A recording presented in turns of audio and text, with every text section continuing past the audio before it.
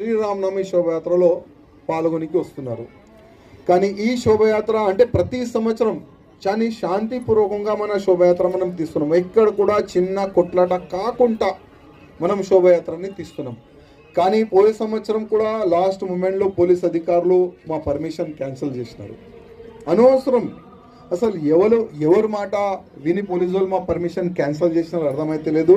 కానీ MIM office నుంచి వాళ్ళకి ఆర్డర్ వచ్చిందేమో, అందుకోసం శ్రీరామనవమి శోభయాత్రని పోయే సంవత్సరం వాళ్ళు క్యాన్సిల్ చేసినారు రైటింగ్గా. కానీ ఈ సంవత్సరం మా పెద్దలు అన్నారు, మనకు ఎందుకు అవసరం పర్మిషన్, ఎందుకు మనకు, ఇది మన దేశం, ఇది మన హిందూ దేశం. మన హిందూ దేశంలో మన ఫెస్టివల్ మనకు జరుపుకోనికి శోభయాత్ర తీయడానికి ఎవరు పర్మిషన్ మనకు అవసరం లేదు. వితౌట్ పర్మిషన్ ఈ సంవత్సరం మనం శోభయాత్ర తీస్తాం.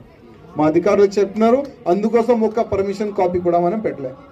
ఈ సంవత్సరం వితౌట్ పర్మిషనే మనం శోభయాత్ర తీస్తున్నాం.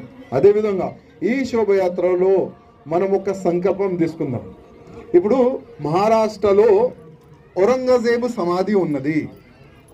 ఆ సమాధిని కూల్చనికి మహారాష్ట్ర హిందువులు రెడీ ఉన్నారు. ఒకవేళ అవసరం పడితే మన తెలంగాణ నుంచి కూడా ల్యాక్స్ ఆఫ్ రామ భక్తులు మనం మహారాష్ట్ర వెళ్దాం, సంభాజీ నగర్ వెళ్దాం, అదే ఔరంగజేబు సమాధిని కూల్చేద్దాం. ఎందుకంటే ఆ ఔరంగజేబు సమాధి మన భారతదేశంలో ఎక్కడ కూడా ఉండకూడదు. ఆ సమాధిని తీసి ఏదైనా సముద్రంలో మనం పాడేద్దాం. ఆ ఒక్క సంకల్పం మనం తీసుకోవాలి. అదేవిధంగా భారతదేశాన్ని హిందూ రాష్ట్రం మనం ఎట్టి పరిస్థితుల్లో చేస్తున్నాం. ఎందుకంటే నెక్స్ట్ ఈ ఎలక్షన్ అయిపోయింది కదా, మూడోసారి ప్రధానమంత్రి మోదీ గారు అయిపోయినారు కదా.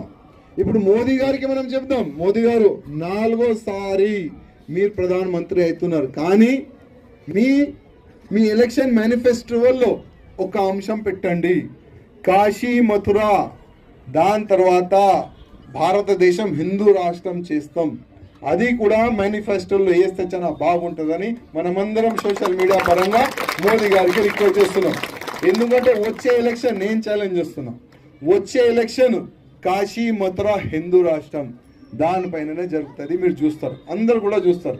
అదేవిధంగా ఇవాళ ఒక అయోధ్య అంటే అయోధ్యలో భవ్యమైన రాముడి గుడి కడితేనే ఈ ఔరంగజేబు కొడుకులు, ఆ బాబర్ కొడుకులు పరేషాన్ ఉన్నారు. ఇప్పుడు ప్రారంభమైంది రామ మందిరం తర్వాత కాశీ మథుర తర్వాత ప్రతి ఒక్క మా గుళ్ళు పలగొట్టి వీళ్ళు ఎక్కడెక్కడ కట్టినారు కదా ఆ బాబరీ మసీదు, ప్రతి ఒక్క బాబరీ మసీదు కూల్చి భవ్యమైన మన గుడి మనం కడుతున్నాం. ఆ సంకల్పం కూడా మనం తీసుకుందాం. ఇంకా ఎవరిదైనా ఏదైనా క్వశ్చన్ ఉంటే మీరు అడగచ్చు. ఎవరు లేచినారు.